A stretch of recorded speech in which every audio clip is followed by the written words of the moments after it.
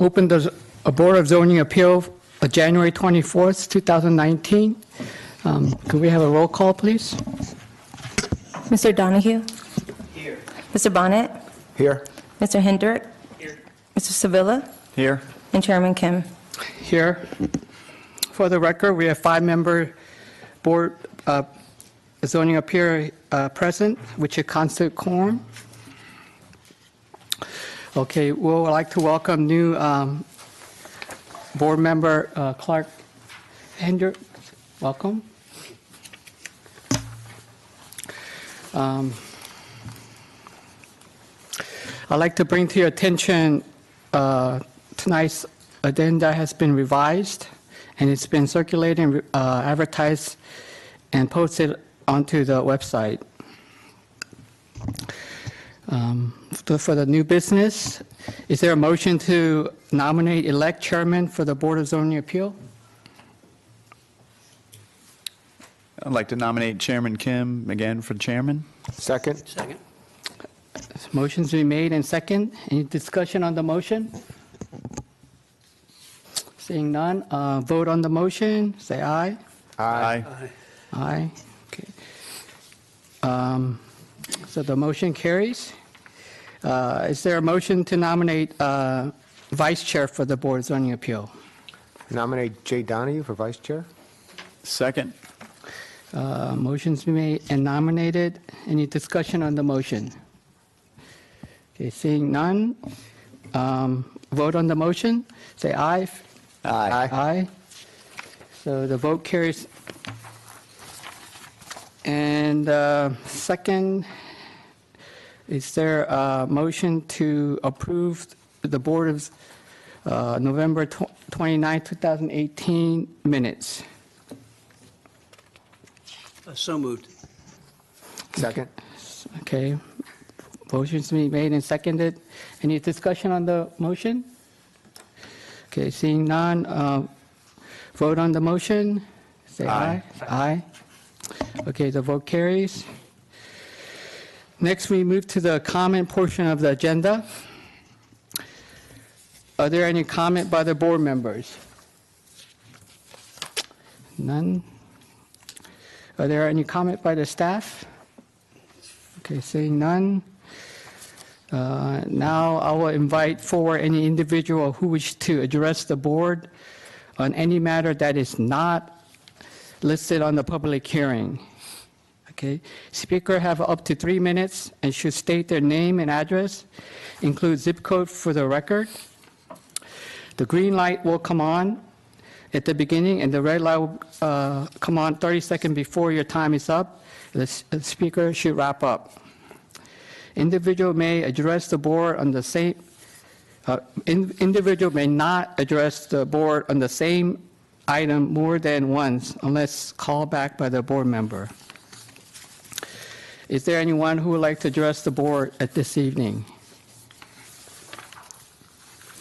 Okay, seeing none.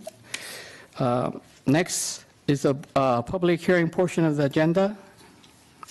Each person testifying before the board, including the staff, an appellant, and witness, must be sworn in by the clerk before speaking. As you are called forward for testimony, the clerk will ask you to come to the podium to state your name and address, including your zip code, for the public hearing.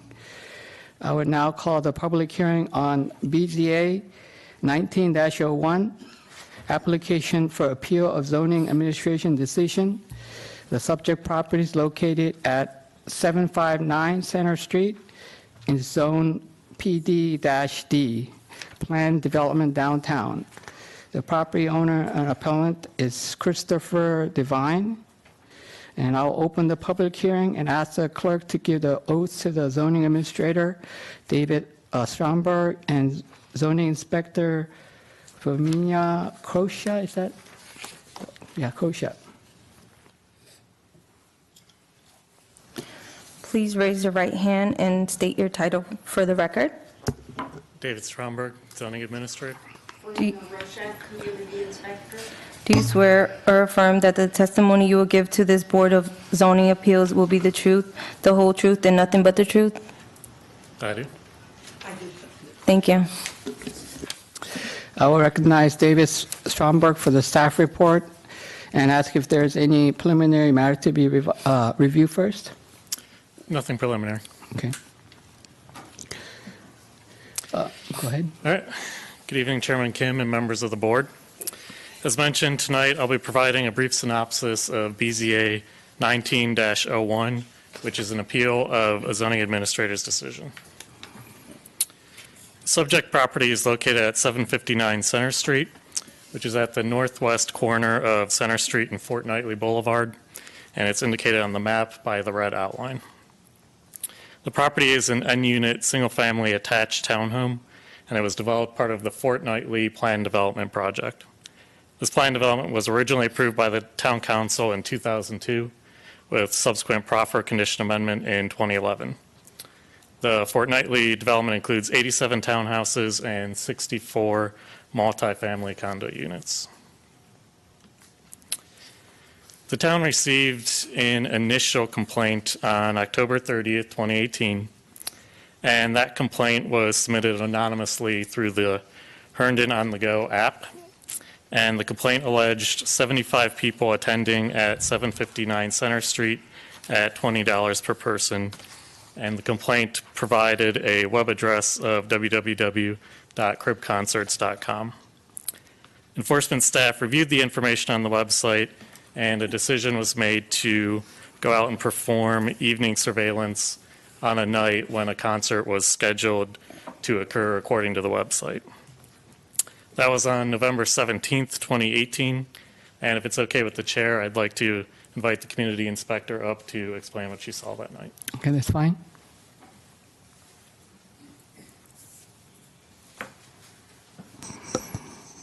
Good evening, Chairman Kim, members of the board. My name is Fermina Roshak. I'm a community inspector.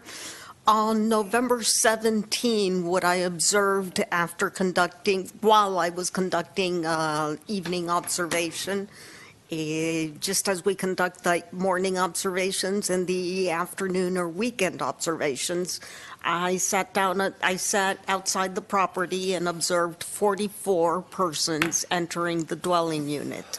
These persons some were carrying coolers and grocery bags, and this was between the time of 6:30 and 8:30 p.m.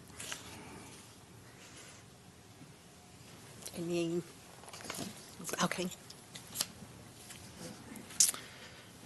So after the November 17th event, there were 2 concerts scheduled for December 1st and one for December 8th. And then the town received 2 additional complaints on December 8th and December 10th. These complaints mention a little bit about loss of visitor parking as a concern. On December 13th, a notice of violation was posted to the property and sent by certified mail, and that's the standard procedure for violations. Then on December 17th, staff met with the appellant to discuss questions regarding the violation. And then on December 20th, the appellant filed an appeal for appealing the notice of violation with the town. And then any further enforcement action has been stayed at that time, and the town has not assessed any civil penalties against the appellant. In addition to the activities witnessed by the inspector on November 17th, staff also collected evidence from the appellant's website. And shown on the screen is an example of one of the events that was listed. As you'll see towards the middle of the screen, it shows ticket price, general admission of $20. The website has since been changed to show a suggested donation of $20. Further review of the websites indicate 23 performance events were held in the townhouse in calendar year 2018. The events tended to be clustered around the summer months. When averaged out throughout the year, it works out to just under 2 events per month. Staff determined in the notice of violation that based on the activities observed and the supporting data obtained from the appellant's website, that the use occurring on the property has more similarities with an indoor entertainment type use rather than a residential use or an accessory residential use.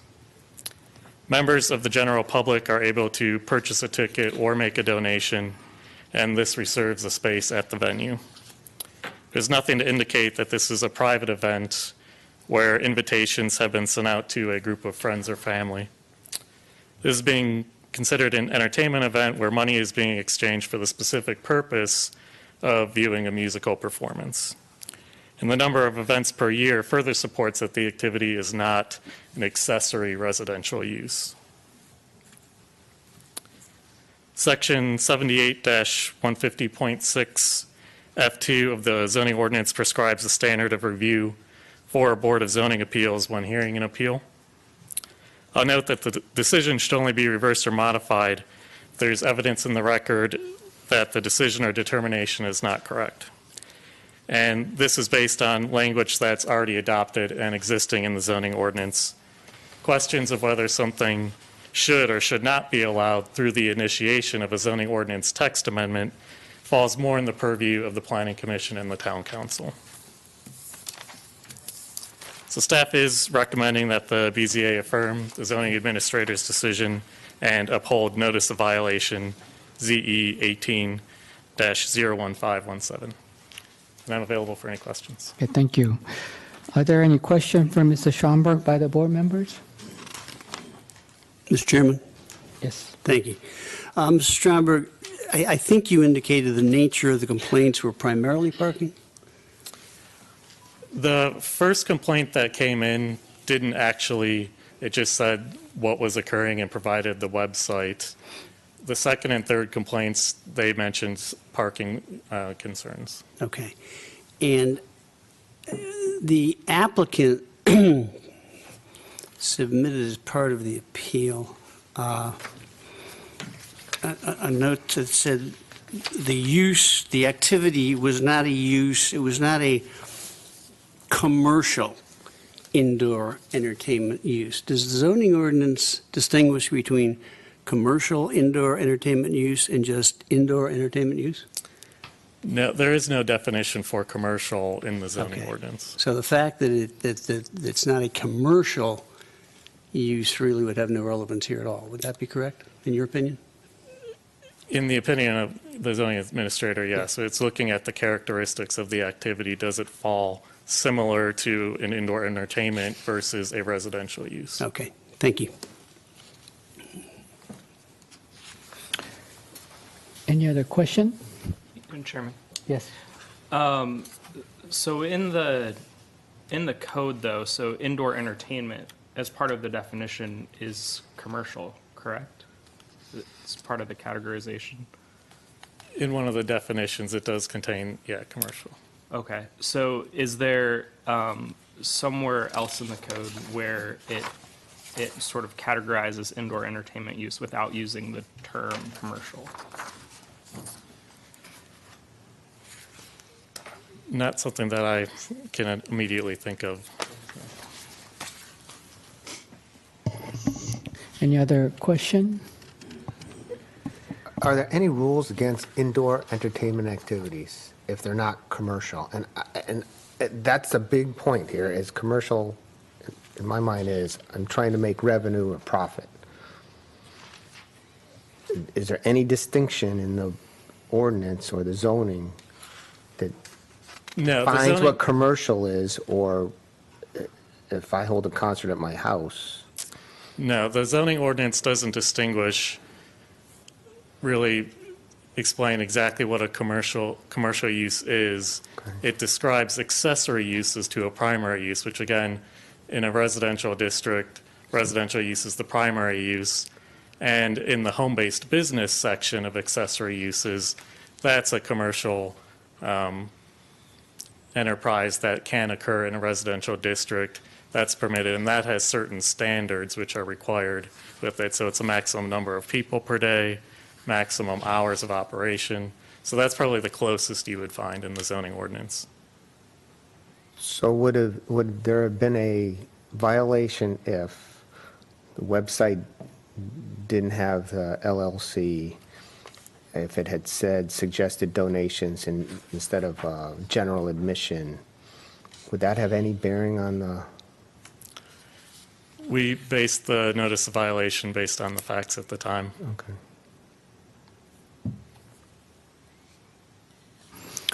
Any other question? I have a follow-up. Okay.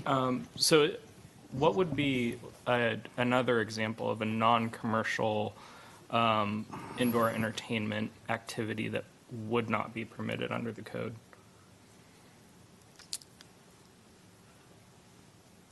I'm not sure if I could think of a specific example for that, but a non-commercial indoor entertainment activity would be any type of nonprofit art museum or theater or something like that, which is permitted in some zoning districts, but not other zoning districts.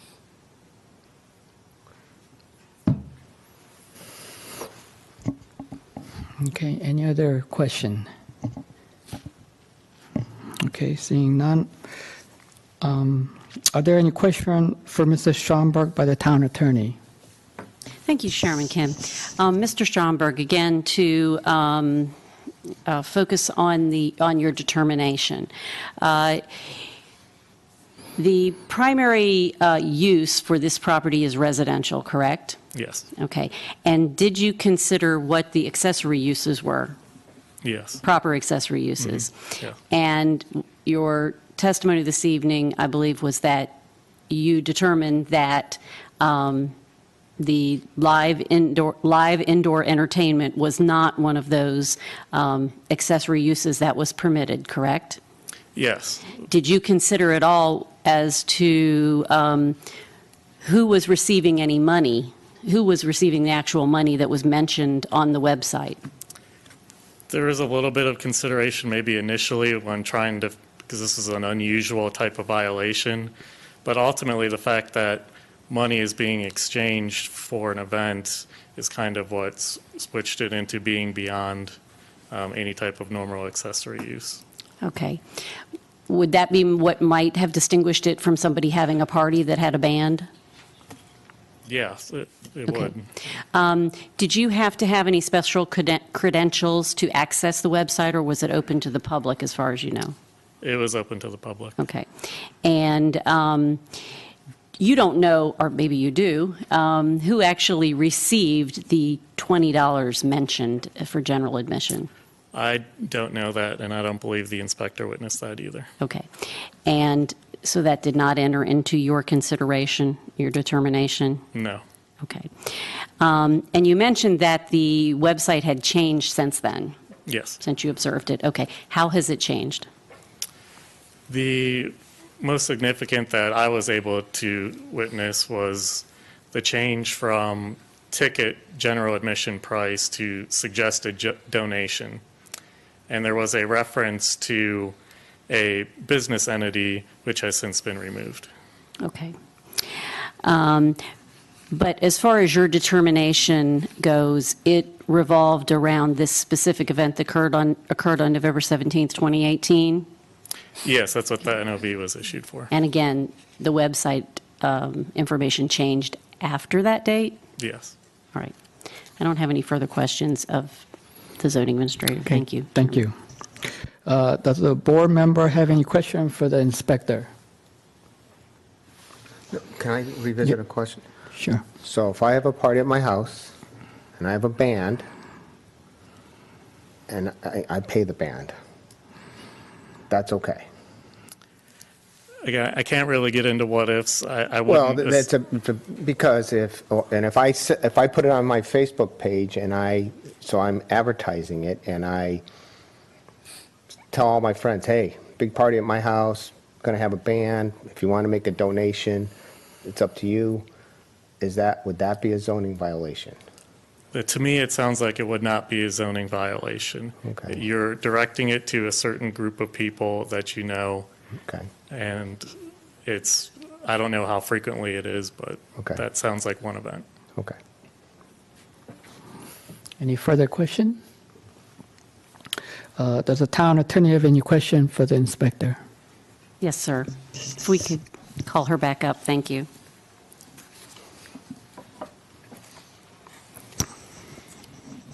Good evening. What caused you to go to the property that evening of November 17th? It's something we basically do. You can with- pull that down. I I have know, the same and problem. it's not staying, so I'm like, it's something we basically do with all the complaints we've received that are, the complaints are during weekends or late evenings or early mornings. We do these observations to prove that there is something going All on right, at did the you do property. any research before you went to the address that caused you to go there? Well, I did the research on the website. What did that entail? That entailed trying to find the address of the property, which there's a music corporation there that was mentioned, and that returned to the address of the violation. Therefore, I had to go and do the observation to confirm that that was the place where the event was taking place. You heard the zoning administrator testify to the what was contained on the website. Did you observe the website? Yes, I did. What did you observe on the website? It mentioned a venue, professional house concert venue, and it stated also that the artists that played there played at larger clubs, and the list of events that they had, a lot of them were sold out. Okay. Did it indicate a price or who was welcome to come or? It was basically Prohibition. general to the public. The price was $20. Okay. When you went to the property on November 17th, did you have that information? Yes. Okay. And I do not believe you stated the year. What was the year that? The year of the observation? Mm-hmm. I'm sorry, that was 2018. Okay. And you indicated you went to the property, and were you in a vehicle? Were you walking? How did you? No, I was in a vehicle. I was parked outside the property in a parking space. Okay. And I just sat there and observed the people come in. Okay. How long were you there? I was there 2 hours, from 6:30 to 8:30. Okay. And how long have you been employed by the town of Herndon as a zoning inspector? I've been employed 15 years. Okay. That's all the questions I have. Thank you, Chairman Kim. Thank you. I will now invite the appellant forward at this time to address the board. The appellant should come to the podium to receive the oaths issued by the clerk. Please raise your right hand and state your name and address for the record. Chris Devine, 759 Center Street, Herndon, Virginia, 20170. Do you swear or affirm that the testimony you will give to the Board of Zoning Appeals will be the truth, the whole truth, and nothing but the truth? I do. Thank you. Good evening, Mr. Chairman, members of the board. Thank you for your time and service. Mr. Hendrick, welcome. It appears you're coming out of the gate with an interesting first case. I would like to restate that this is about a correct application of the zoning ordinance section to the observed activity. Further, I believe that in order to have correctly cited this violation, two things needed to have occurred from the town. One is they need to have possessed a thorough and accurate understanding of the observed activity. And secondly, using the zoning ordinance, they must have applied a confident and robust use definition to that activity in order to cite the violation. I think the question here, the decision, is whether or not the violation was correctly cited. So those are the two points that I'm certainly looking for. The first, in terms of the house concert activity being familiar enough to cite the violation. During the informational meeting on the 17th of December, prior to my decision to appeal, I did meet with the town's zoning administrator and inspector, and in that meeting, I confirmed the town was unfamiliar with house concerts. To the staff's knowledge, a similar activity had never been cited in the town, nor was it familiar personally to either of them. I also began to understand the potential confusion that led to the mischaracterization of the activity.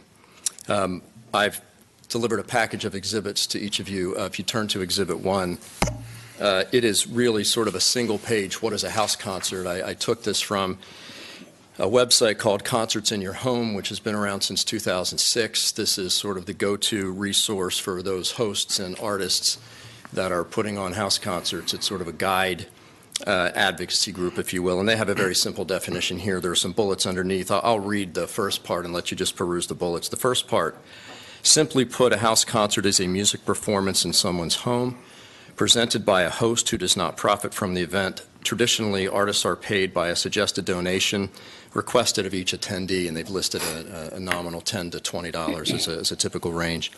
And again, I will give you some time to peruse the rest of the bullets there before I proceed.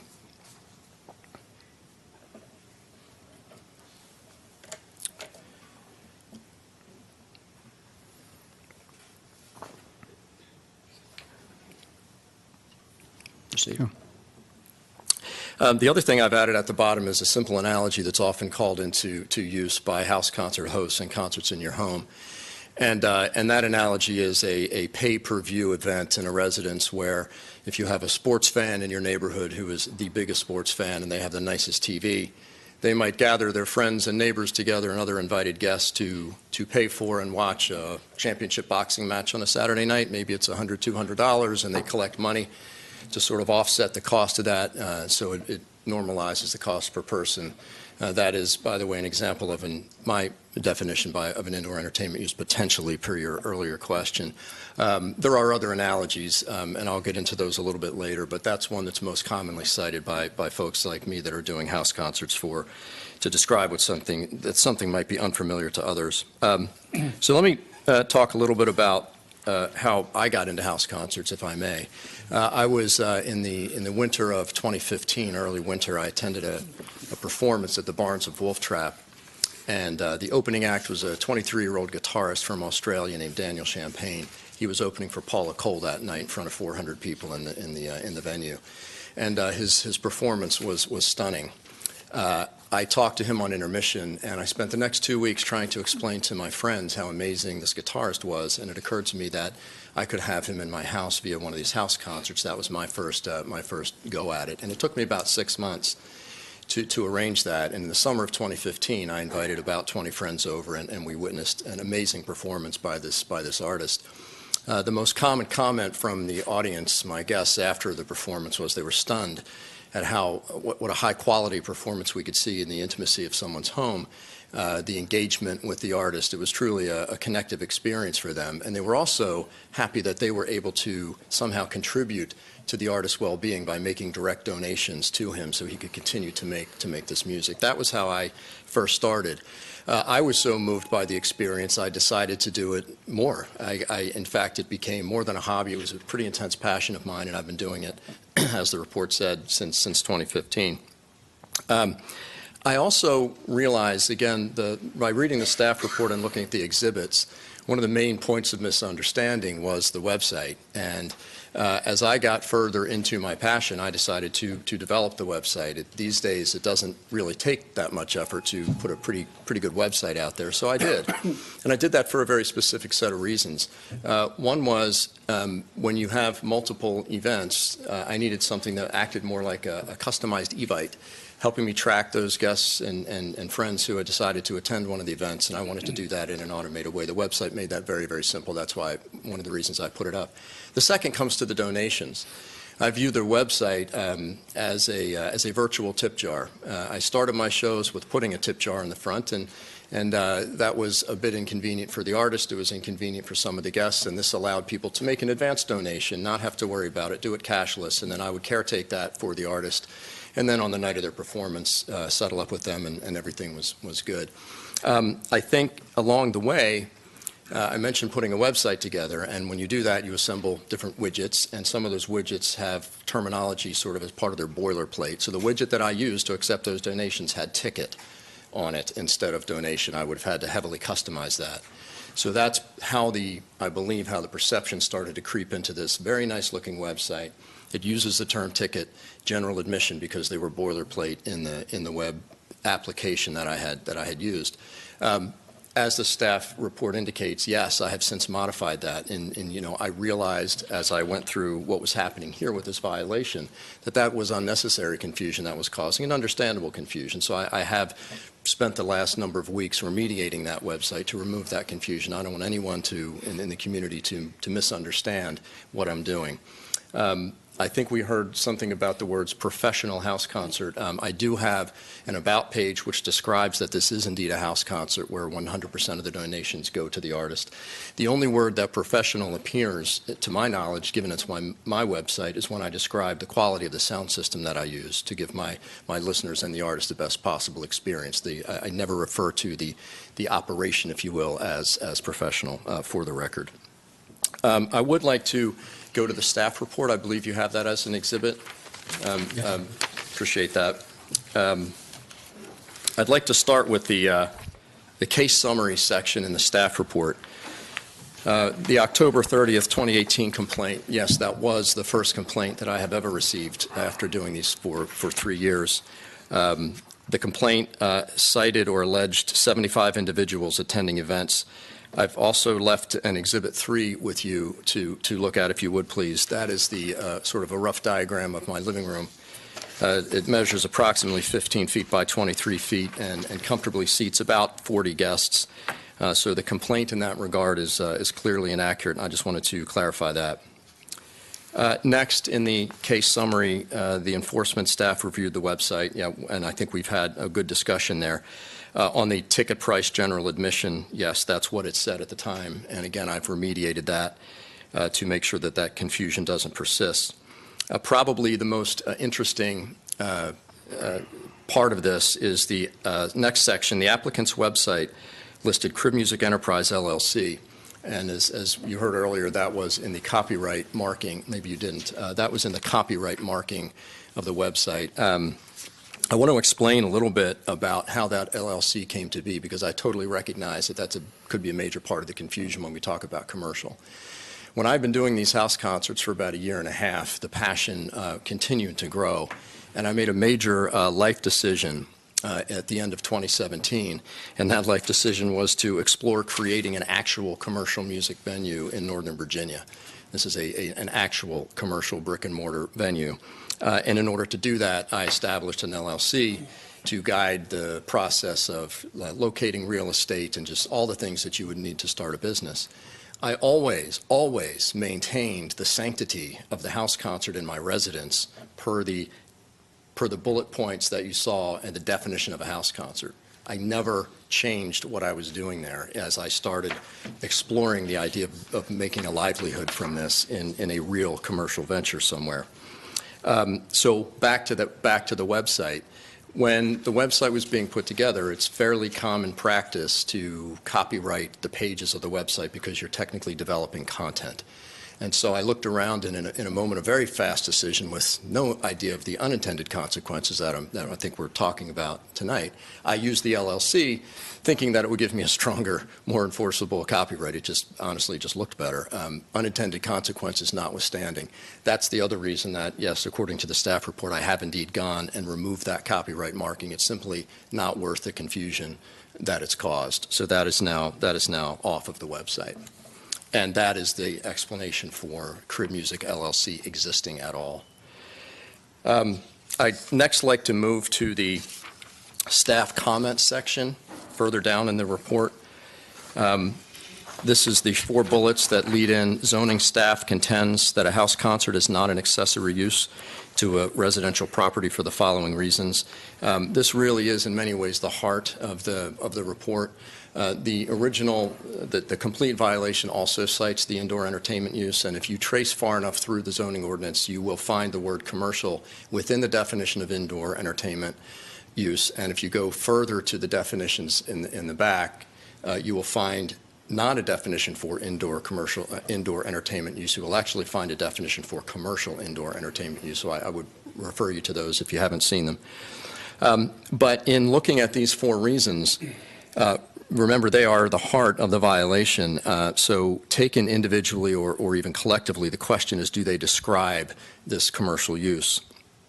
And more specifically, can these reasons be found in the ordinance as it pertains to the cited use of commercial indoor entertainment? So I'll just start with the first one. The first one says attendance is open to the general public by purchasing tickets online through the applicant's website. We've discussed the website issue and the purchasing tickets. I won't revisit that, but I do want to talk about this notion of open to the general public. I am certainly free as a homeowner to invite into my home anyone that I choose, including those fellow music lovers that want to support the artist through a donation.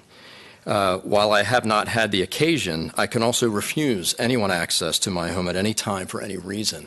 And again, I haven't had to do that, and that's an important notion. I can refuse access to anyone at any time for any reason.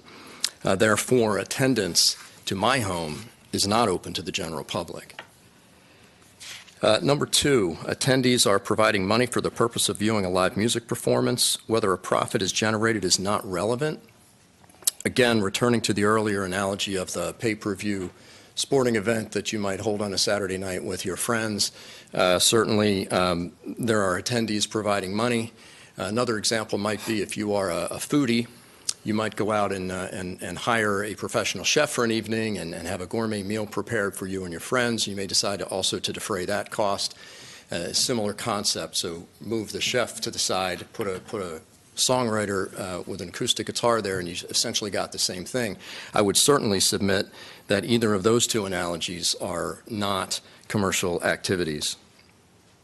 I don't know the complete relevance of citing profit generation here.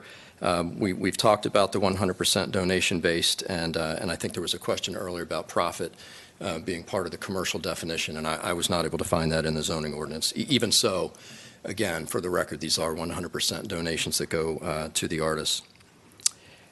Number three, in that sequence of bullets, even if attendees are refused entry or ejected from the venue, they will be dispersed directly into a residential neighborhood. Yeah, not to be flip, but clearly anyone who exits a residence for any reason will be dispersed into a residential neighborhood. But this reason doesn't even attempt to speak to a commercial definition or a question. It really starts to get to the nuisance question that came up earlier.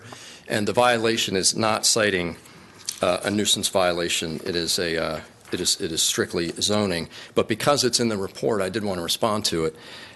Exhibit 2 in the staff report that we saw earlier does show the picture of the residence, and you can see where I sit. I would submit that even if my guests do exit my home all at once, they certainly wouldn't provide a problem to the residential neighborhood. I really border the commercial district and the arts district as well. So I also have 2 letters in the back of the packets that I submitted from 2 of my nearest neighbors, one of whom actually shares a wall with me, given that I'm in a townhouse. And those 2 letters both very strongly speak to the lack of any sort of nuisance issue. So I encourage you to review that. The last of the 4 bullets, applicant hosted 23 live entertainment events in 2018. Absolutely accurate. It's a fact. But again, we're asking a very specific question. How is the number or frequency of occurrences related to the determination as a commercial use? Clearly, there's no definition in the zoning ordinance. There's no number, and that's from a practical standpoint. But it begs the question, would this reason still be cited if the number was 2 events or 5 or 10 or 15?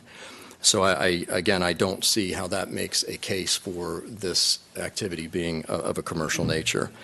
With that, I've cited I've gone through the 4 reasons at the heart of the report, and I believe I've addressed them all. So I'd like to summarize with a few thoughts.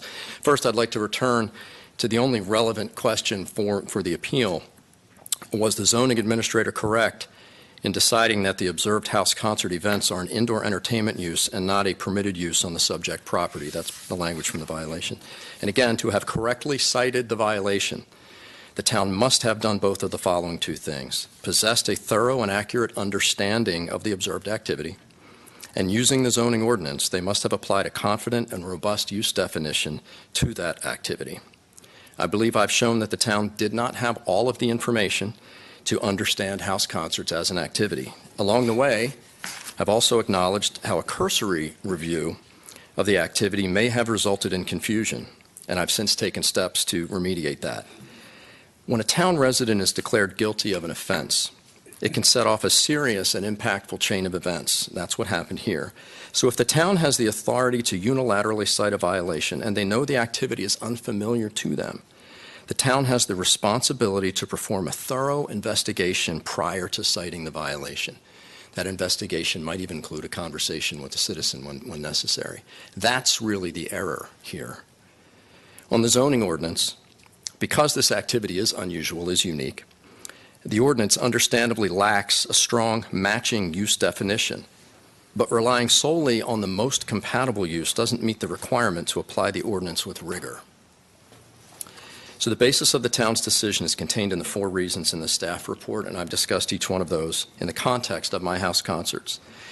And I've demonstrated that they do not support the zoning administrator's decision. I respectfully request that the board reverse that decision. And again, I thank you, members of the board, very much for your time and your service. That Thank you. concludes my remarks. Is there any question for the appellant from the board? Go on. Mr. Devine, you mentioned 2017 that you decided, with the success and the enjoyment that you were getting out of it to cross over and make this a profession. Is there any crossover between the events that you have with the entertainment and? No. In fact, I'm very early still, unfortunately, in the process of looking to open the actual commercial venue, so there's no crossover there. Inspiration only is what I say. Thank you. Thank you. Any other question? Yeah, can a person obtain a ticket to an event without making a donation? Yes. In fact, in the there's an info email as well, and if for whatever reason the guest wants to attend and they talk to me about that through email or other means, they're welcome to do so. In fact, we have a loose partnership with Herndon High, and I was the treasurer of the Guitar Boosters Association for 2 years, and we've had many guitarists that come through. So we have a standing agreement that if any student wants to attend and they're unable to afford it, I work with the artist and get the go-ahead, and we allow them to attend without any donation at all. And it doesn't have to be in advance. Yeah. And then on the website too, is there a way to change the amount of donation before a person who's, for lack of a better term, purchasing a ticket? Is there an ability on the website for them to change? No, right now I have the ability to set by artist a suggested donation amount. I can change that, but once I set that suggested amount for an artist, you can't select it from the website. However, again, if that's an issue for anyone, there's an email that they can send and said, I for whatever reason, am unable to or unwilling to make the suggested donation. That's always that course is always there. And I would add further, Mr. Hedrick, that's really again a function of the template. When I picked my web, it had put the number here and click the number up and down, and you get quantity instead of changing the number. So. Okay. And you mentioned the sanctity between the LLC and then this event venue. Does any money that comes in through that website pass through an account or anything associated with? I have a checking account dedicated to the house concert that only handles the donations that come in. Okay. Yeah, those are completely isolated from anything else. And does the LLC, do funds from the LLC provide any sort of gear, promotional funding or anything like that? No. Okay. No. The artist gets 100% of the donations that come in, and I take out of Hyde the food and beverage and things that aren't brought by the guests. Any further question? Yes. Yes. Mr. Devine, thanks for the presentation. We certainly appreciate that. Has there historically in this enterprise been a limit to the number of tickets that you, I'm going to use the word sell, okay? That's fair enough. Fair number enough. of tickets you would sell over the website? Yeah, I mean, it's limited by my capacity. Again, referring back to the diagram, I can only really hold about 40 guests. And so when the other thing that the website allows me to do is it allows me to set that number. And so if I exceed that number, I have the ability to email the people and say, I'm sorry, there's no space. Would you accept standing room or something like that? So it is fundamentally limited by the capacity of my living room. Okay. Let me get on to the topic of home concerts. I believe that's how you refer to them as. I'm sorry, house concert. House concert. My own personal feeling, I think, although I'll certainly be listening to the comments that go on during the rest of the evening, there is nothing about house concerts, I don't think, in the zoning ordinance. Correct. So if you're referring to these as house concerts, which means in terms of the zoning ordinance, I fully understand how you feel about them. But in terms of the zoning ordinance, they are pretty much undefined. Okay? I don't think it means it would be appropriate, since they're undefined, but since some people think they're good, that they're okayed by the zoning ordinance.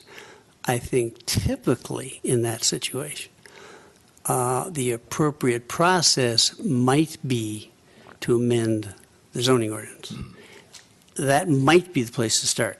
I'm not sure. Again, I will be listening as the evening goes on to the various comments from yourself, anyone on your staff, and various citizens. But it's the town, the people that write the zoning ordinance, the wishes of the people of the town of Herndon as expressed through their elected representatives.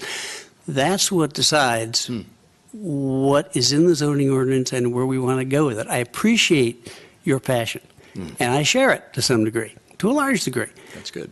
But I got to deal with the zoning ordinance. Absolutely. Yeah, and again, I would welcome the opportunity to have that discussion. It hasn't happened yet.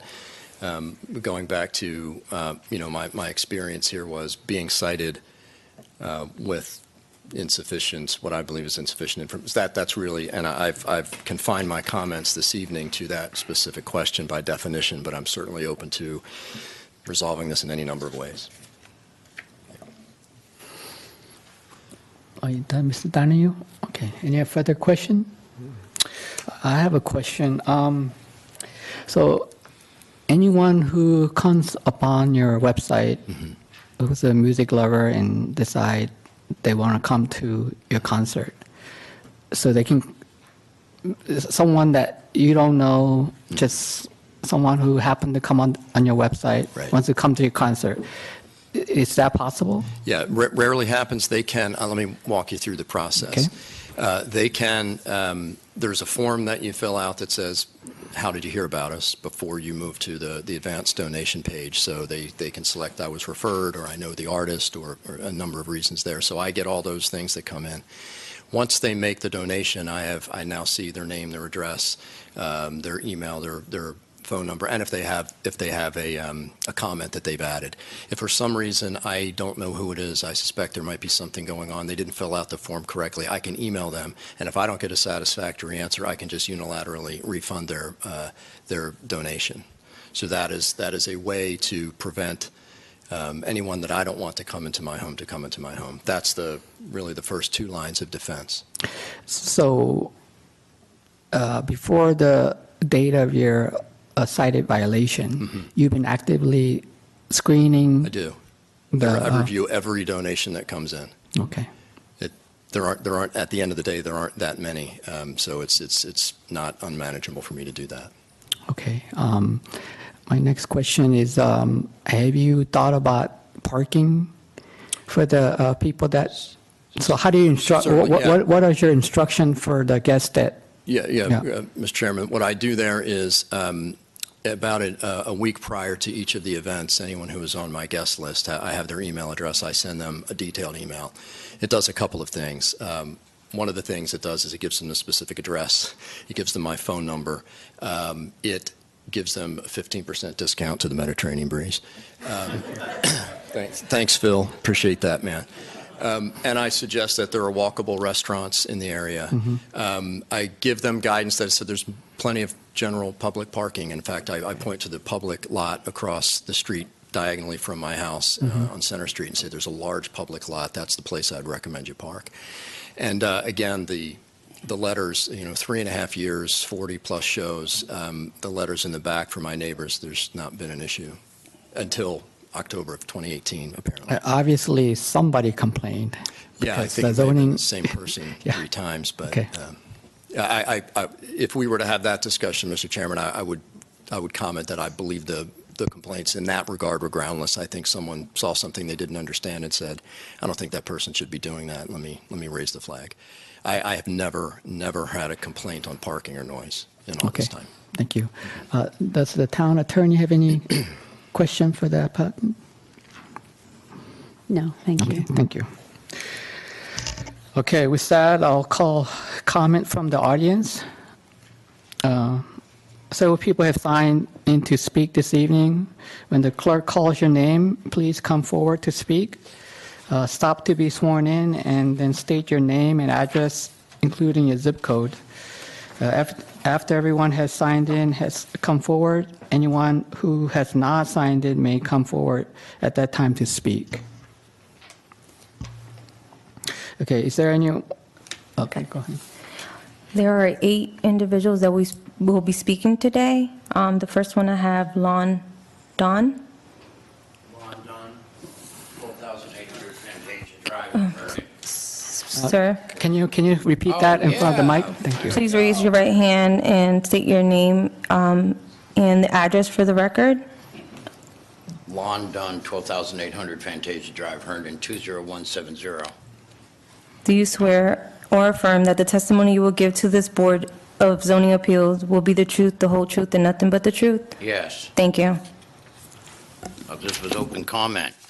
Okay, so I'm going to try to kind of, I think we're asking ourselves the wrong question here. I think you came very close to it, sir, Mr. Donahue. In a lot of ways, Mr. Bonnet. Keep on look at this insular question here. You know, did the town create this local ordinance, you know, in this little hemisphere of this local ordinance, 100 pages long, by the way, and then it decides within the town whether or not somebody violated it or not. And then their only recourse if they violated it is to appeal it to a bunch of more incestuous, insular sort of deciders up at the county level. But nobody's even bothering to ask whether or not that zoning ordinance is good or bad, constitutional or unconstitutional. Does it violate somebody's First Amendment rights to free speech or does it not? So, I don't want to go into too much hypothetical here or you'll have a whole night full of hypotheticals. But let's just say this local zoning ordinance says I can't have a pink cake in my backyard 10 feet high. Please talk into the mic so that the sound can pick you up. I got throat cancer, so I sort Thank you. of gotta go up When and you down turn on my away, octaves just to I'm even sorry. be When you heard. turn away, we can't You're saying that you can't hear me? turn away from the microphone, sir. That's all. Okay. Or it could be a situation where it says I can't have more than 5 barbecues in my backyard per summer. So I have a Eagle Scout who's going to play national anthem at that 6th barbecue, but some zoning person snuck around in the middle of the night checking out my stuff and decides you can't have that 6th barbecue. So you see, the question is really not whether or not, okay, that did he violate? Well, yeah, man, he went ahead and had 6 barbecues. He had a 10-foot pink cake in his backyard, and we said that was illegal. No, the ordinance said it was illegal. I violated that ordinance. On a prima facie evidence, it looks like I'm guilty as charged, but on a constitutional level, they're taking away my rights. And I tried to bring it up at the last meeting. This town was founded as a whistle-stop train stop. There's a freight train rolling at the town. Just 2 weeks ago, the chair of Loudoun County was sued simply because she denied somebody access to her Facebook. That was a one-on-one federal lawsuit. This is a freight train fixing to come at you. It's a federal lawsuit. That we've got to quit thinking, oh, gee, well, we can just do what we want here in the zoning board and it's okay. If the ordinances are unconstitutional, you can't vote for them. The remedy is to say, we're throwing it out tonight. That's it. Too many questions. There's too many questions about this ordinance. You have 30 seconds to wrap up. Well, I was cut off for 30. Okay, go ahead. You're looking at people saying, well, you know, we can't even define a use of commercial. They're talking about people setting up a pool hall or a skating ring and bringing bands in. I mean, you say, oh, well, we don't know. Basically, the zoning administrator who's supposed to enforce this, you guys who are supposed to vote on this, are supposed to vote on something that you don't know. That means it's unconstitutional. It's arbitrary. It violates the First Amendment. It deprives me of my right to go to a house party. So it doesn't have to be Chris that sues you. I can do it just as easily. I brought it up a week or two ago, and I'll carry it forth. I've done it before, and I always prevail. I'm going to leave you with this thought. The number one area is always the local municipal ordinances. None other. Not like state or county, because they tend to go through a little bit more, vetting process before those laws are written, often written by lawyers. Have more laws and actions and are prevailed upon under First, Fourth, and 14th Amendment civil rights actions, because each of you can be sued. What it means Chairman is Kim, we've now gone 1 minute degree, over. I'm still speaking. Can you, ma'am. We've done 4 minutes now. I just wanted to finish.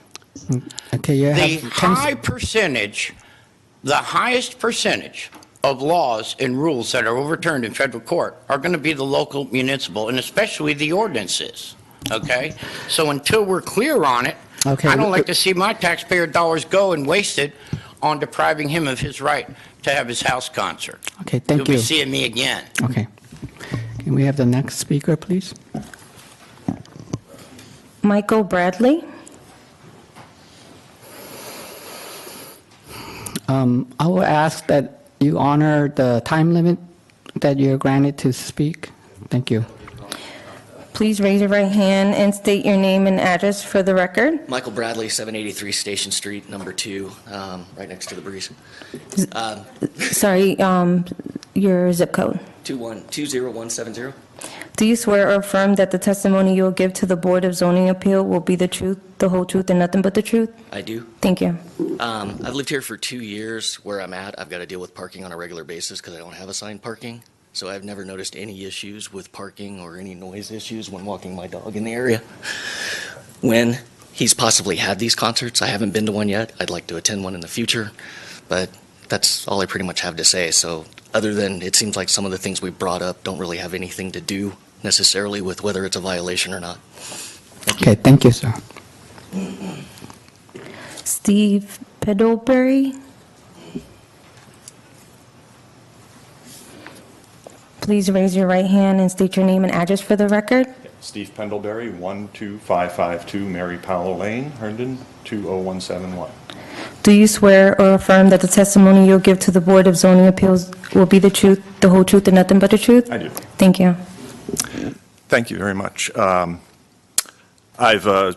just read from the same letter that I've sent to the mayor, the town council, and I've also sent it to the main community development email, so hopefully you'll be able to have a copy of this, but I'll be glad to provide it as well. And I'll try to keep it short.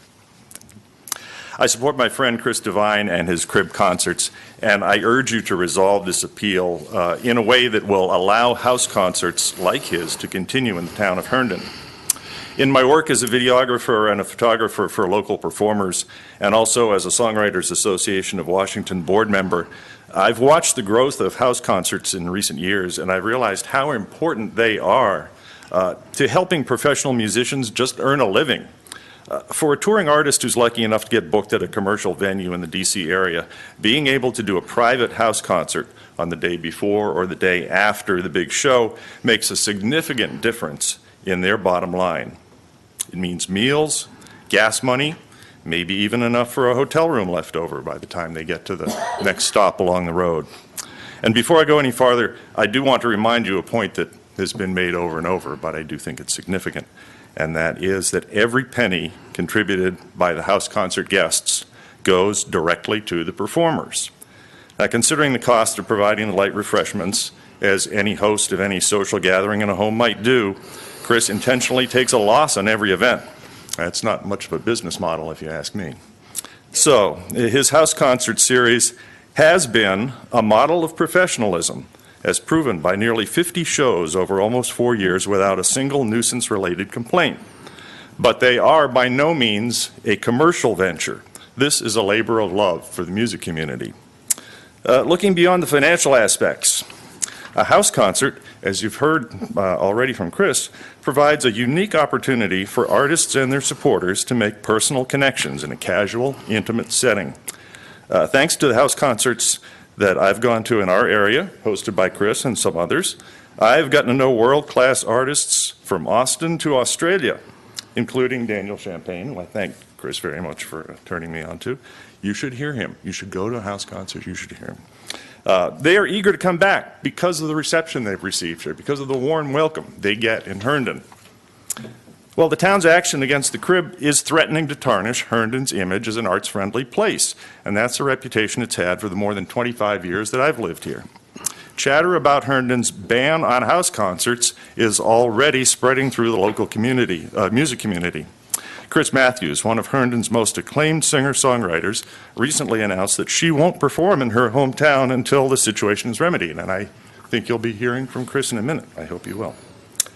Making it more difficult for musicians to earn a living and for fans to connect with them does not benefit anyone. People have the right to host gatherings in their home where professional entertainers perform, as long as those events do not cause neighborhood disruptions. These concerts have not, as you've heard.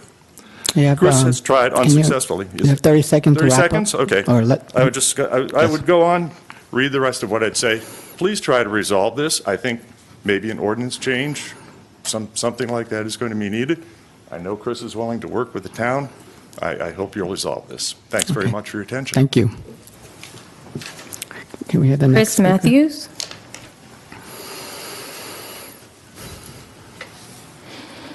Please raise your right hand. 917 Branch Drive, Herndon, Virginia, 20170. Do you swear or affirm that the testimony you'll give to the Board of Zoning Appeals will be the truth, the whole truth, and nothing but the truth? Yes. Thank you. So to get to the specifics first, as it pertains to this exact case, complaints about the visitor parking, but Mrs. Croquette was there to find a spot and hang out for 2 hours. That seems remedial. If the house only seats 40 people, is it really open to the public if literally only 40 humans can be in there? Primary versus accessory, we're talking about 23 days out of a 365-day year, just for context, because that seems lost. And as far as going back again to being open to the public, with algorithms and things like that, I've announced shows 1 million times and still have people who live in those towns say, I never knew about it.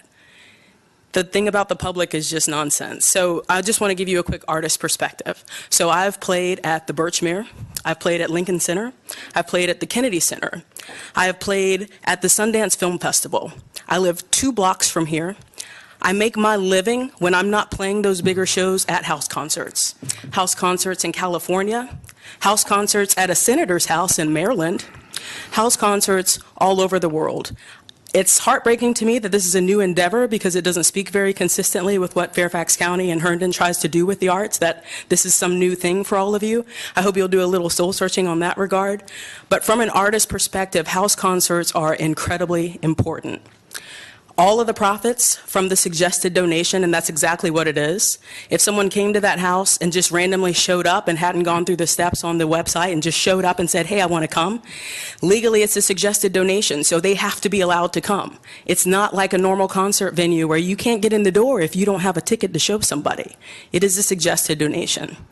So from an artist perspective, these things are incredibly important to us. We make our living, we make our livelihood. If we go to a town that we've never played at before, like let's say somebody wanted to play at a venue similar to the Birchmere. They have no fan base in that town whatsoever.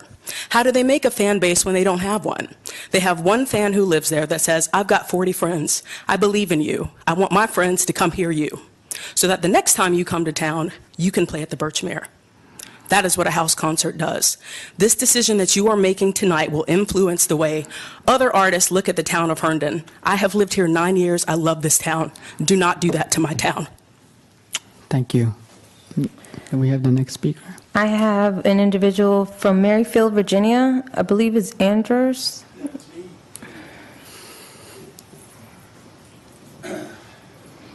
Please raise your right hand and state your name and address for the record. Anders Thusen, P.O. Box 2126, Merrifield, Virginia, 22116.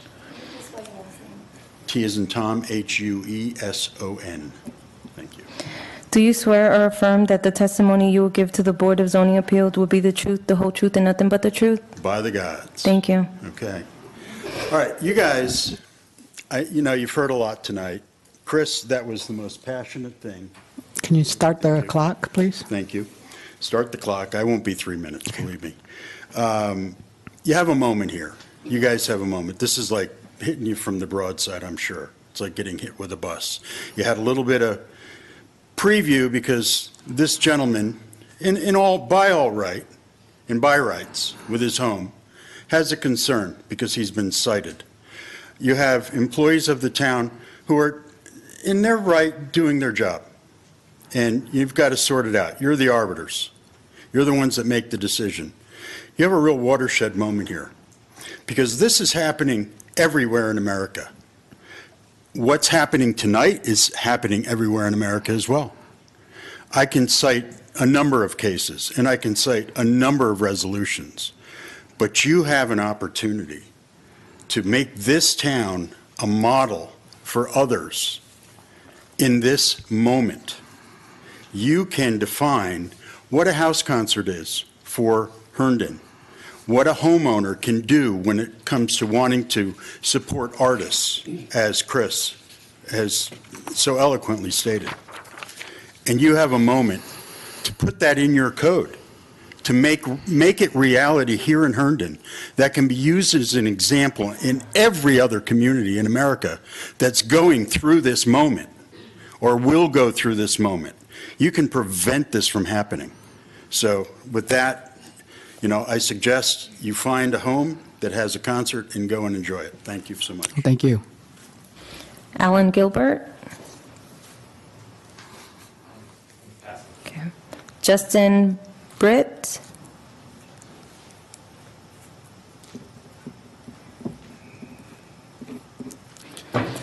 Please raise your right hand and state your name and address for the record. Justin Britt, 106 Fortnightly Boulevard, 20170.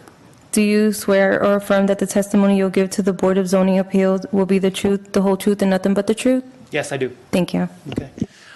Just a couple things. I'll be quick. Thank you for allowing me to speak. Great thing that I think Chris is doing. We want to be known as an arts town. He brings people in. We get people to come in. I have a lot of friends who have come in and visited with me, seen a show, seen a performance, donated, and then subsequently gone out, enjoyed a night downtown, really benefited Herndon. So I think it's a great thing that he's doing, and I really enjoy it. But the things that you guys are grappling with, I just wanted to address a couple of things. So number one, I live at 106 Fortnightly. That's 4 houses down from Chris. If I'm probably closest than anyone else here to him, and I tell you, I've never seen an issue with parking, with noise, with anything like that, with any nuisance around the time when he's having his concerts. And I don't really go out much, so let me tell you, I would notice. So that's number one. And number two, just want to attest to the fact that these are donations. All of the money is going to the artist. He's not keeping it for himself. So he's not looking to make any money off of any of these. So that's all I wanted to say. Thank you, Chris. Thank you, board. Thank you. First name Richard? Downer. Downer. Please raise your right hand and state your name and address for the record. Richard Downer, Do you, 815 Branch Drive, condo number 308, Herndon, Virginia, 20170. do you swear or affirm that the testimony you will give to the Board of Zoning Appeals will be the truth, the whole truth, and nothing but the truth? Yes, I do. Thank you. As stated previously, I am Richard Downer. As many of you know, I've spent 15 years on the Herndon Town Council in different capacities and also with the Architecture Review Board. We live about 100 yards from here. in the same complex that we've been for about 6 months now, but previously lived at 216 Herndon Station Square. We have known Ms. Roshak for many years, and I also, although I've had no conversations with her about what we're talking about tonight, I'm also on the board of directors of the Next Stop Theater Company, and I was intimately involved in the construction of Art Space, which is about a block away from this facility. I don't personally think, and I think Mr. Donahue has written it, it's hit right on the head. It's not a normal residential use, and there needs to be a fix for this. But until there is, I think the zoning administrator is exactly correct. There are 2 locations in town that rent entertainment space. Amphora Diner Deluxe has a private dining room, and they host the Reston Herndon Folk Club on a regular basis. And also Art Space, which I've just mentioned, provides about you can have about 60 people in there comfortably, and they do it based on donations. So I don't know what the fee schedule is now, but that's within a block of where this house is located. I personally have not seen any problem with it. My wife has noticed the activity in the area because she walks the dog a lot. I have trouble walking right now. Anyway, it's all of those new spaces, the Art Space and the Reston Herndon Folk Club and for a diner provide proper locations for it. And I will put my arts creds up to anybody as far as being committed to the arts in Herndon. But in my opinion, and I've been up there on that position, your position before, it's just too intense a use for a residential area. We must protect our residential areas. Now, there needs to be a solution. And the solution I would suggest would be a conditional use permit that would be obtained so that all the neighbors and surrounding neighbors know the intensity, the frequency of what these concerts are in this particular case. Okay, you need to wrap up. We need a provision in the ordinance that allows a proper size, safety, all these things for our arts to take place, and that should be so. So I formally request that you honor the code that we have now, the conditional use permit, but that you please let Mr. Donahue's example, this is just not appropriate residential use at this time. Thank you. Okay, thank you. Do we have we gone through all the speaker? Yes. Okay. Excuse me. Is there anyone else who would like to address the board this evening at this time? You can come up.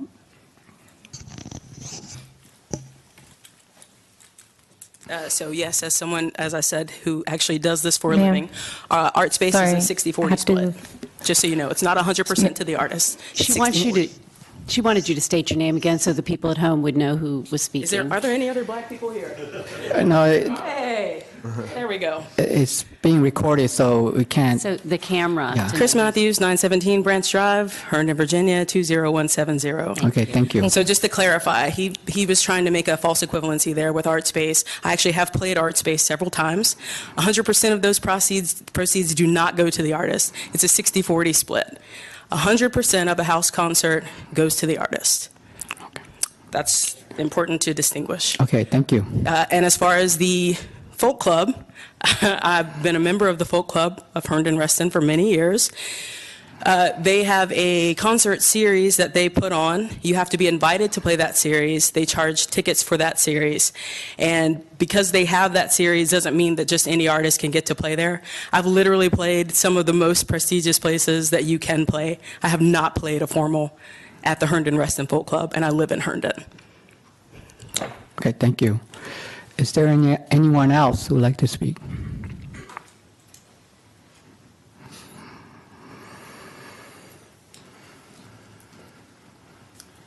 Hi, I'm Nicole Wickenheiser, 1109 Berwick Drive. Do you swear or affirm that the testimony you will give to the Board of Zoning Appeals will be the truth, the whole truth, and nothing but the truth? I do. Thank you. I just want to give my opinion, so I hope it's truthful. I have been to a house concert only once, not here, but somewhere else, and I was introduced to a musician from Ireland that I had never heard of before, and it was really a great experience for me as a first-time kind of influence. That particular musician doesn't play around here at all, so I wouldn't have been able to just kind of walk into a bar and see him. It was, by word of mouth, a friend of a friend said, come on down and see it. And I thought to myself at the time, boy, I might really like to have one of these kind of concerts because it was really intimate. Everybody got to gather around and talk, and it didn't feel like it was a burden on the neighborhood at all. Now, maybe their neighbors might think something, but as a person that was just attending, there was no problems, with the people because it was the middle of the afternoon. So I think maybe when I, as a citizen, am thinking about how I would want to use my own living room, if somebody was a harp player or if I had my choir group or something coming to perform in my house, I feel like that would be something that would be an acceptable use of your home space. People have been having house concerts in their homes since the beginning of history here. You go to Mount Vernon, they always had concerts there. So I just think that it's a really nice, intimate thing, and we shouldn't say that we can't do it. That's my opinion. Thank you. Is there anyone else? Okay, seeing none, does the zoning administrator have any, or the appellant, Mr. Stromberg, do you have any rebuttal to any of the comments that was made? No, Mr. Chair. Okay, and Mr. Devine, do you have any comment? Okay. Okay, at this time, I'll close the public hearing, move to the board level for discussion and action. Is there a motion? Motion to bring it to board level. Okay, I'll make a motion. There's no motion I want to make. Mr. Chairman, in the matter of BZA 19-01, I move the Board of Zoning Appeals affirm the zoning administrator's decision as contained in the staff report dated January 24th, 2019, that the concert events in question are not a permitted use on the subject property, and that notice of violation ZE 18-01517 be upheld. Okay, motion's been made. Is there a second on that motion? Second. Motion's been made and second. Discussion? Mr. Chairman. Thank you. His mic is not on. You're right. Thank you. Mr. Chairman, thank you all very much for coming here this evening and in discussing this topic, because some wonderful, wonderful arguments have been made. I'm just going to tell a very short story here on Mr. Downer and a fellow named Les Seidel, which many of you, I have to believe, know. We've been planning years and years for art space and in concert halls and various other things. I was on the Herndon Planning Commission for a while. And we had a discussion one day over at Art Space a number of years ago. I'm not even sure Richard will remember it, about how we get more arts and entertainment and music in particular, because that's where I am, in the town of Herndon. And I said, Les, Ms. Matthews may object to this, Les, if we do it right, I'm not at all sure we couldn't make Herndon into Birchmere West, or whatever direction it is. Now, that's a big dream, and that's a long way away, I'm sure. But I am just saying that after the motion I've just made, to assure you, I'm not against the arts. I'm very much for the arts. As far as house concerts are concerned, we have to deal up here with the zoning ordinance. And I do not believe at this point in time that the right foundation has been laid in the zoning ordinance for house concerts. And that's what I would like to do. If we're going to do it, I'd like to do it right. And I think the way to do it right is to get together, get the zoners together, get the staff together, and sit down and talk about the best way to do this. Therefore, I would like to, as I just did, support the recommendation of the zoning administrator as in the report that I mentioned with the date. I don't know that we can require people to sit down and start in motion some type of a program that will get us to where we want to go and do it in a fairly short amount of time. But that would certainly be my suggestion. But I don't think the foundation is currently in the zoning ordinance to allow for house concerts right now. Thank you, Mr. Chairman. Thank you. I have a question for Mr. Schomburg. On the staff report, normally the zoning ordinance citation, where it refers to the citation wasn't included. So can you read me the exact language of the use that you are using to do the citation? The violation? Are you referring to the notice of violation? Yes, so I want to hear the exact ordinance language where you're citing that. The ordinance section is 78-50.6, Yes, which I have is that. the permitted uses in that district. But as a planned district, its uses are governed by proffered conditions. Okay, so is there proper language? Could you read the proper language on the? The proper language, I didn't include that now in the packet. Okay. So you're saying in the proffer that it restricts public performance, what is it that you stated?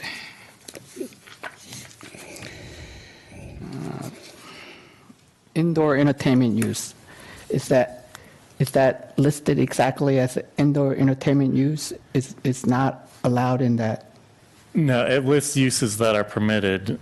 Proffers and the zoning ordinance list which uses are permitted, and then if it's not listed, then by default it's not permitted.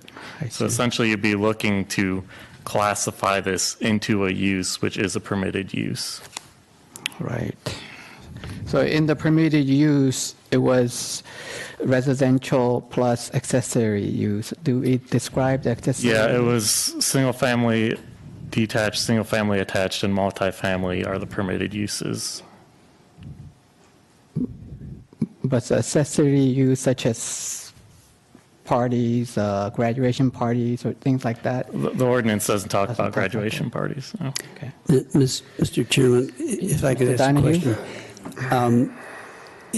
Is the private party as such actually included? Are the words private party in there as an accessory use? No, they're not. Okay.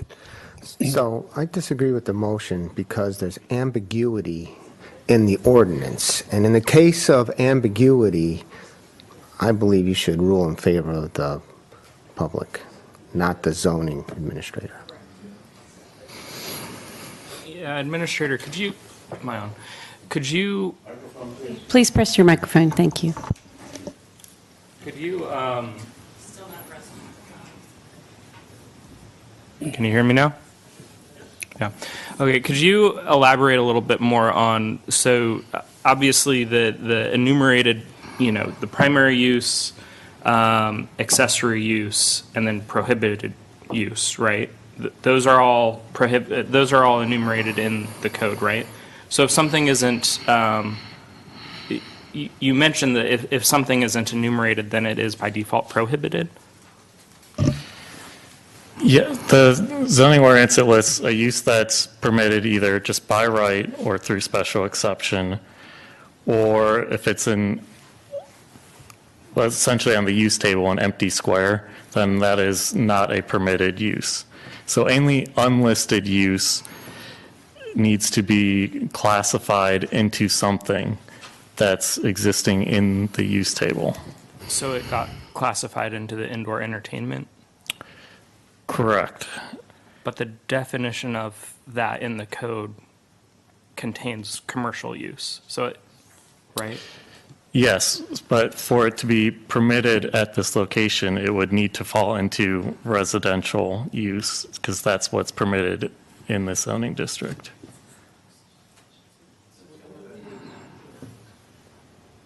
Okay. It might help Board Member Hedrick as far as zoning laws typically fall into two categories: either stated uses are permitted, or unstated uses are prohibited. The code that the scheme or the format that most localities use is if it's not listed, it's not permitted. The Code of Virginia gives the zoning administrators of localities the authority to determine things, specifically the authority to determine things that are not apparent. So that is why the code addresses zoning administrator determinations and why they come to this board. And specifically, pursuant to 15.2-2309 of the Code of Virginia, the decisions of or determinations of the zoning administrator are presumed to be correct until and unless an appellant rebuts such presumption by a preponderance of the evidence. So I would just remind the board members that any finding not to uphold would need to specifically state the reasons why why it was not correct and why the preponderance of the evidence supported that. But that just a brief understanding of zoning ordinances throughout the United States, and as well as state law regarding the status of a determination of a zoning administrator. Thank you for that. Then ask both the zoning administrator and the town attorney, if there was no website and they were holding the house concerts only by word of mouth and only by, the donation, would you have still considered that a violation? I'm going to say we're not dealing with that hypothetical here, but the board is required pursuant to the Code of Virginia to limit its decision to the set of facts that the zoning administrator used to make the determination. It could certainly be that the individual, Mr. Devine, having changed those things that the zoning administrator relied upon, you could even uphold the decision, and the result might be different now that the character of the website has been changed. However, I would still submit that the motion has been made, it's been seconded, we're discussing.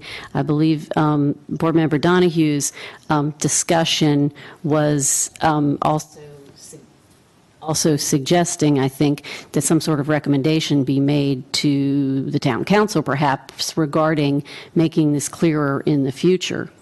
Mr. Chairman, if I I may. could be wrong. Yes, Mr. Donahue. Yeah, I really don't think, as I read the part of the ordinance that I have read in preparation for this meeting, I don't think much weight goes on the word commercial. I think the phrase indoor entertainment use stands independently. That is the major factor here. Whether it is a commercial use or a non-commercial use is not the point as I read the zoning ordinance, okay? The second thing, and I guess I want to stress this again, we're having a discussion up here this evening. There's a lot of uncertainty up here. There's a lot of things we don't know. And I'm going to say again, all right, I think probably emotionally. I would be in favor of an awful lot of the arguments made by witnesses here this evening. I don't think we have the foundation in the zoning ordinance, and that, I think, is what we're supposed to be dealing with. I don't think we have the foundation in the zoning ordinance to do this at this point in time. That's my main concern. Thank you. Thank you. Yeah, so I'm a civil engineer, so I deal with zoning use quite a bit. There are always uses that comes up that's not defined in the zoning ordinance. So then the zoning administrator or zoning department has to categorize that use into the ones that's defined in the zoning ordinance. So this board is authority is to interpret the zoning ordinance. And tonight, we're trying to determine if the zoning administrator correctly interpreted the ordinance or not. Now, yeah, so I think the use not being in the zoning ordinance makes it difficult. And again, you're barking up the wrong tree if you're trying to change the ordinance. This board does not have any control over the language or authority to change ordinance. We're just here to interpret and determine if the zoning administrator interpreted it correctly or not. So, yes. Mr. Chairman, did you close the public session? I did. So, any other I still go comments or back to discussion? the ambiguity. Indoor entertainment use could mean I can't have a friend over for dinner because I'm entertaining them in my house. Or a Super Bowl party. Mr. Chairman? Yes, Mr. Donahue. See, that's one of the main points I'm looking at. Private party, private party versus entertainment use. And I would disagree with some of the comments I'm hearing now, because I think whether or not you have a private party or whether you have a home entertainment use is determined to a degree by what the host is doing. To me, a private party is a social get-together by invite to known express people by the occupier of the building. It's not, and this is just my opinion, there's nothing in the zoning ordinance about this, it is not an invitation put out on a website or by some mass communication vehicle to bring people into a house in order to view entertainment. And I think those are the main and significant differences. I think in order to make this use okay under the zoning ordinance, you have to somehow push it into the private party category. I can't get there. Now, other people possibly will and can. I can't get there. Okay. Thank you, Mr. Donahue.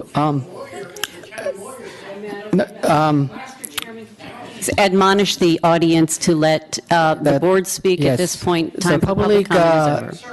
Hearing is over. This is at board level, so please refrain from making comments.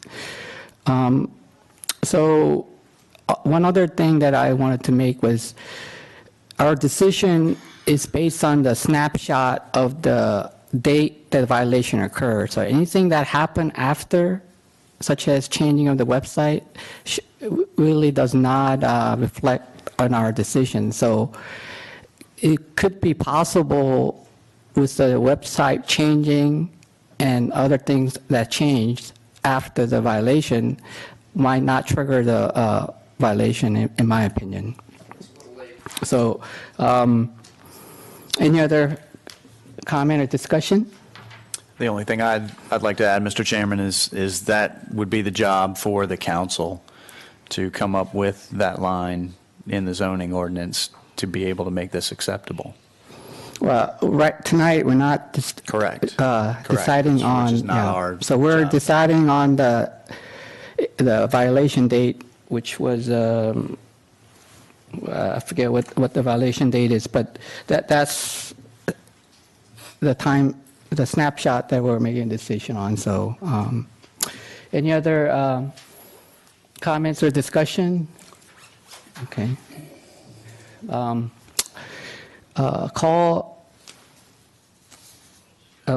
on the motion. Say aye if you affirm. Aye. Aye. And if any nay on the motion? Nay. Nay? Nay. Okay, so the motion doesn't carry. So do we have to make a second motion? I'm sorry, Mr. Chair. Yes. We had, perhaps we could do the Counts? call-out vote for. So we had 2 yay and 3 nay. Who is voting which way? Nay. Nay. So nay as well. That motion does not carry. Yes. So Need another do we need a second motion? We do. Okay. Something needs to be resolved with the The motion to reverse the determination. zoning administrator's decision that the concert events are not a permitted use on the subject property and render notice of violation ZE 18-01517 void. Second.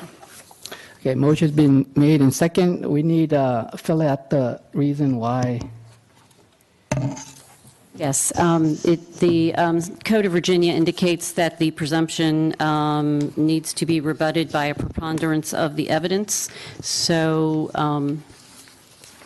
the motion maker has anything to state in that regard? In that the event is not a commercial event.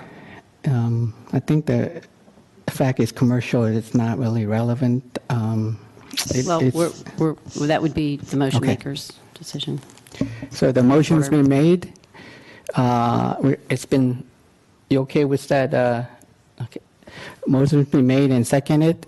Any discussion on the motion? And I would say that motion being commercial is not relevant to our decision. So I would like to amend the motion to. I'm sorry. At this point, I can't make as far as a motion. point of order, we have the motion made. Who was the second? Second. Okay. Mr. Hedrick?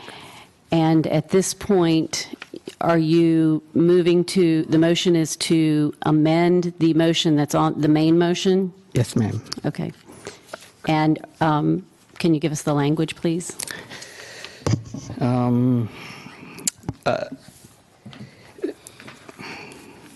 The reason to reverse the zoning administrative decision is the vagueness of the zoning language and the use identify it not obviously prohibits the use. That makes sense? Yeah. Are you, can I get a second on that amendment? Second. Okay, so the motion's been amended and seconded. Any discussion on that motion? Could you read the language of that again? Let me draft this a little bit, so.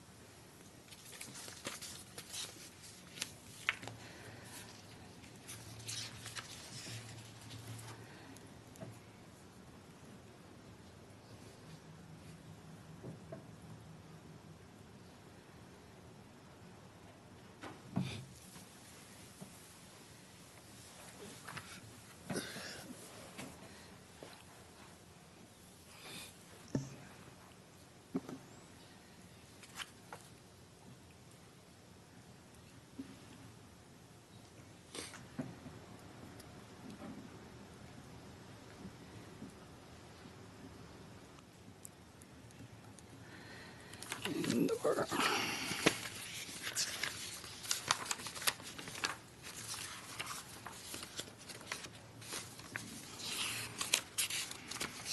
On the second page, so, at the bottom.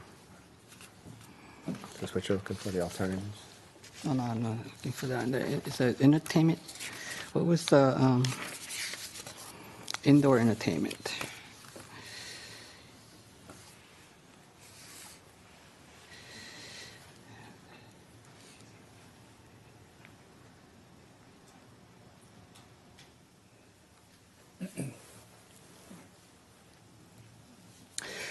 Okay, so amendment will be the use of the event is not specifically identified in the zoning ordinance. Therefore, there's too much vagueness of the stated use as indoor entertainment use.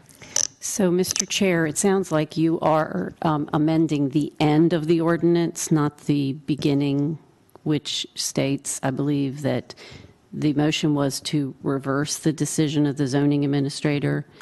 Can we read the motion in full, adding your amended language at the end? So reverse the zoning administrator's decision that the concert event are not a permitted use on the subject property and renders notice of violation CE 1801517. What is that? Void. Void. Because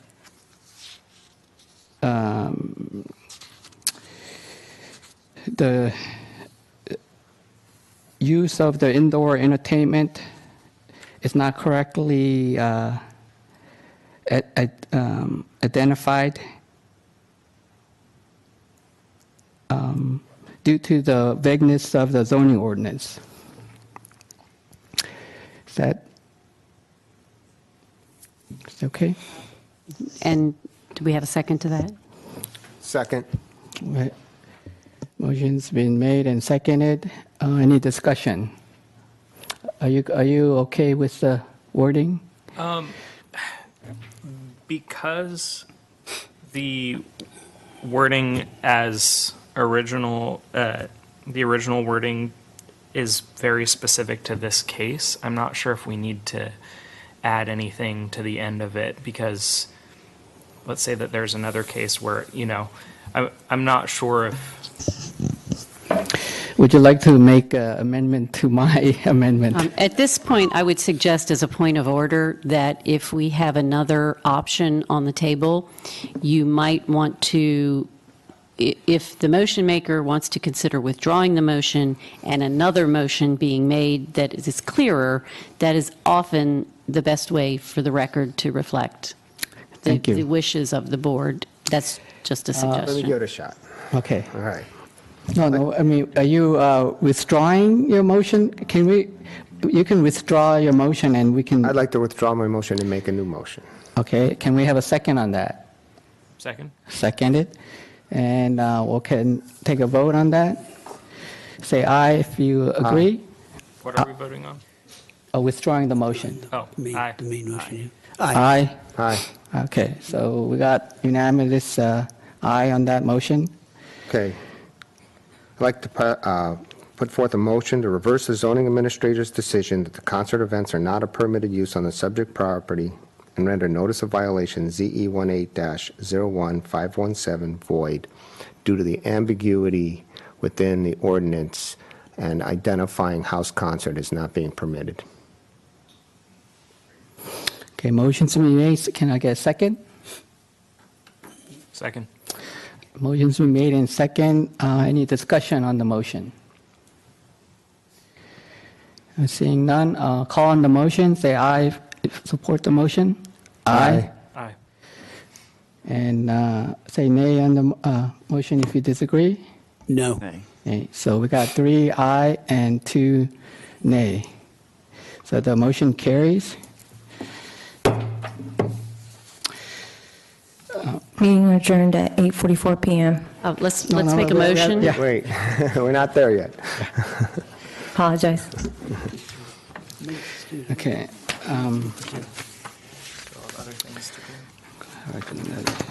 Okay, so that concludes our agenda for this evening.